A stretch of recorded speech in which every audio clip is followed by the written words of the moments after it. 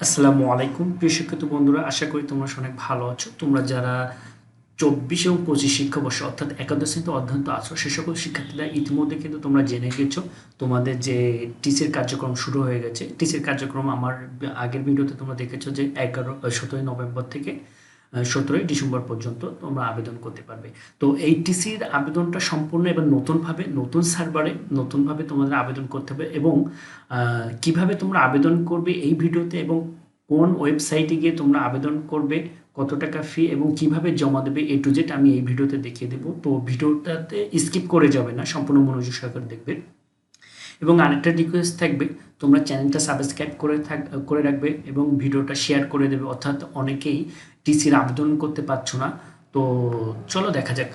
Already TC notice তোমরা কিন্তু already জানো, অর্থাৎ তোমরা সবাই কিন্তু টিসির যে আবেদন আগে সব কিন্তু ঢাকা শিক্ষা বোর্ডের অধীনেই আবেদনটা টিসির আবেদন হতো, অর্থাৎ টিসির যে ঢাকা শিক্ষা বোর্ডের ওয়েবসাইট আসার পরে কিন্তু তোমরা যে ইটিসি একটা সাব মেনু, এইখানে কিন্তু তোমরা টিসির কার্যক্রমগুলো সব কিন্তু তোমরা করতে পারতে। এই মেনুতে ক্লিক করলে কোনটা দেখাতো, এই মেনুতে ক্লিক করলে তাদের কিন্তু ইন্টারফেস এমন চলে আসছো। তোমরা এই ইন্টারফেসের সাথে কিন্তু পরিচিত, যার কারণে 17 থেকে শুরু হয়েছে। অনেকে টিসির আবেদন মনে করেছে কি এই সার্ভারে এখানে শুরু হবে, তো এখানে কিন্তু অলরেডি 11 এবং 12 নাই কিন্তু, অর্থাৎ ঢাকা শিক্ষা বোর্ডে তোমার হলো 7 থেকে শুরু করে 10 পর্যন্ত তারা এখানে টিসির কার্যক্রমটা রাখছে।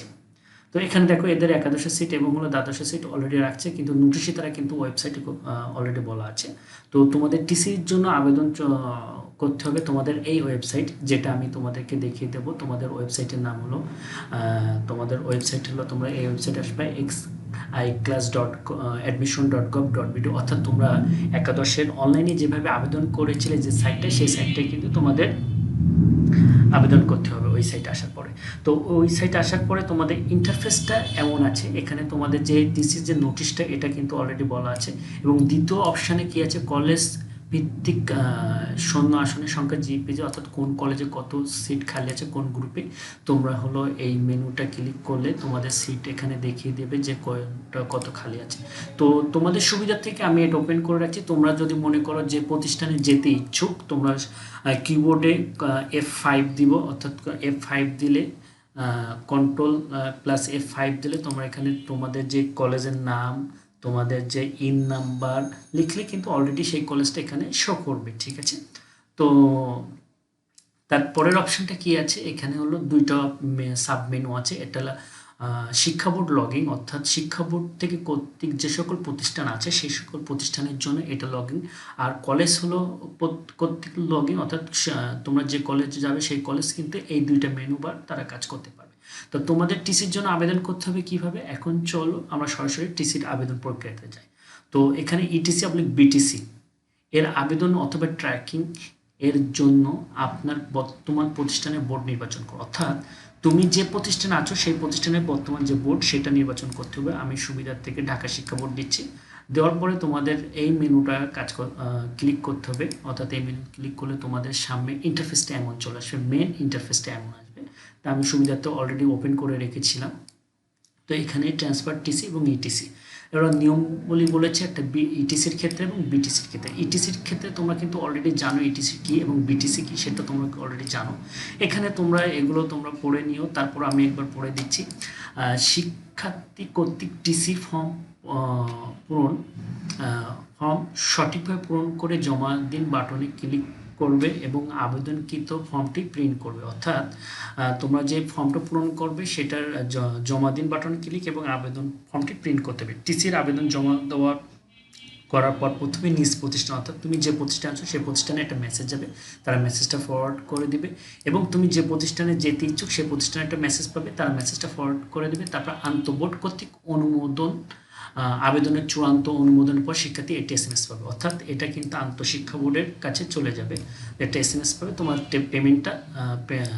পেমেন্টটা করে দেওয়ার তোমরা যে টিসি যে ফি আছে 700, ভ্যাটসহ বোধহয় 758 টাকা সামথিং ব্যাংকের নাম কাটবে এবং বিকাশে বোধহয় 709 টাকা এরকম সামথিং নাম কাটবে। দেওয়ার পরে আন্তঃশিক্ষা বোর্ডের কাছে জমা পড়বে, তার একটা অনুমোদন দিয়ে দেবে, হ্যাঁ ঠিক আছে দুইটা কলেজ ছেড়ে দিয়েছে এবং সিট খালি আছে। বিটিসির ক্ষেত্রে তারা কি বলেছে, শিক্ষার্থী কর্তৃক টিসি ফর্মটি সঠিকভাবে পূরণ তাদের ক্ষেত্রে সেম কি বলছে, আবেদনটি জমা দেবে এবং টিসি আবেদন জমা দেওয়ার প্রথম প্রতিষ্ঠানে দেখতে পাবে এবং তারা হলো আবেদনটা অনুমোদন বা ফরওয়ার্ড করে দিবে এবং ভর্তিকৃত যে প্রতিষ্ঠানে যাবে অনুমোদন করবে তারা অনুমোদন, এরপর হলো এরপর শিক্ষার্থী নিজ বোর্ড ফি জমা দেওয়ার জন্য একটি SMS পাবে। বিটিসির ক্ষেত্রে কিন্তু শিক্ষার্থী একটি হলো বোর্ড যে শিক্ষা খরচটা আছে সেটা জমা দেওয়ার জন্য একটা SMS পাবে। এরপর নিজ বোর্ড কর্তৃক অনুমোদন চূড়ান্ত অনুমোদন পর শিক্ষার্থী গন্তব্য বোর্ডে আবেদন দেখতে পাবেন। অর্থাৎ তোমার হলো নিজ বোর্ড কর্তৃক, অর্থাৎ তুমি যদি ঢাকা শিক্ষা বোর্ড থেকে অন্য বোর্ডে যাও, রংপুর সিলেট যে বোর্ডে যাও সেই বোর্ডে চূড়ান্ত অনুমোদনের পর শিক্ষার্থী তার শিক্ষার্থী গন্তব্য বোর্ডটি আবেদন দেখতে পাবে। অর্থাৎ তুমি যে বোর্ডে যেতে সেই বোর্ডের আবেদনটা দেখতে পাবে এবং শিক্ষার্থী গন্তব্য বোর্ডে ফি জমা দেওয়ার জন্য SMS পাবে। অর্থাৎ তোমার এখানে দুইটা ফি জমা দিতে হচ্ছে বিটিসির ক্ষেত্রে। প্রথম হলো ঢাকা শিক্ষা বোর্ডে যে বোর্ড থেকে চলে যাচ্ছ সেই বোর্ডের একটা, দ্বিতীয় হলো শিক্ষার্থী গন্তব্য বোর্ড, অর্থাৎ তুমি যে বোর্ডে যাচ্ছ সেই বোর্ডে ফি জমা দেওয়ার জন্য SMS পাবে।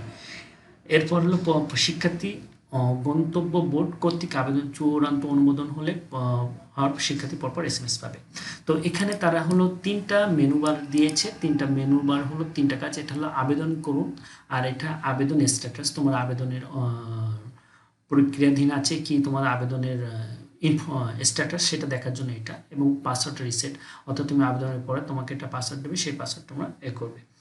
তো আমি সুবিধার থেকে আবেদন বাটনে ক্লিক করলে কি কি মেনু আছে সেটা আমি দেখিয়ে দিচ্ছি। আবেদন বাটনে ক্লিক করার পরে এখানে তোমাদের যে টিসি কোন ক্লাসে যাও 11 কি 12, তারপর তোমাদের হলো SSC রোল নাম্বার, পরীক্ষার বছর, তারপর গন্তব্য, কোন বোর্ডে যেতে ইচ্ছুক, অর্থাৎ গন্তব্য বোর্ড তুমি কোন বোর্ডে। যদি ইটিসির ক্ষেত্রে যাও তাহলে তুমি ঢাকা শিক্ষা বোর্ডে ঢাকা, তুমি যদি চিটাগং যাও চিটাগং বোর্ড, সেই বোর্ড এখানে ক্লিক করবে, পরবর্তী বাটনে ক্লিক করলে এখানে রোল নাম্বার রেজিস্ট্রেশন। সুবিধা থেকে আমি একটা র্যান্ডামে ওপেন করে রেখেছি, অর্থাৎ হলো অলরেডি একটা টিসির আবেদন কমপ্লিট করে এখানে ইনফরমেশনগুলো হাইড করে।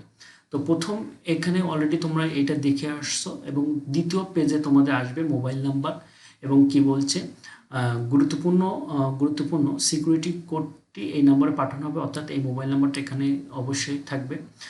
তারপর হলো শিক্ষার্থীকে অভিভাবকের ফোন নাম্বার বা নিজের ফোন নাম্বার ব্যবহার করে অনুমোদন করার জন্য। অর্থাৎ তুমি যখন এখানে ইনফরমেশনগুলো দিয়ে আসবো, অর্থাৎ এখানে যখন ইনফরমেশনগুলো দ্বিতীয় পেজে এখানে আসবে, তোমার নাম, পিতার নাম, মাতার নাম, বর্তমান প্রতিষ্ঠান, বিভাগ, ভার্সন এবং বিষয় কোড সম্পূর্ণ এখানে থাকবে।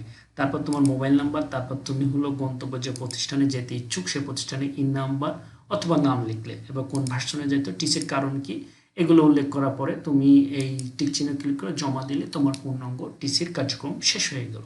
তো তোমাদের কাছে রিকোয়েস্ট থাকবে তোমরা ভিডিওটা শেয়ার করে দেবে এবং চ্যানেলটা সাবস্ক্রাইব করে রাখবে।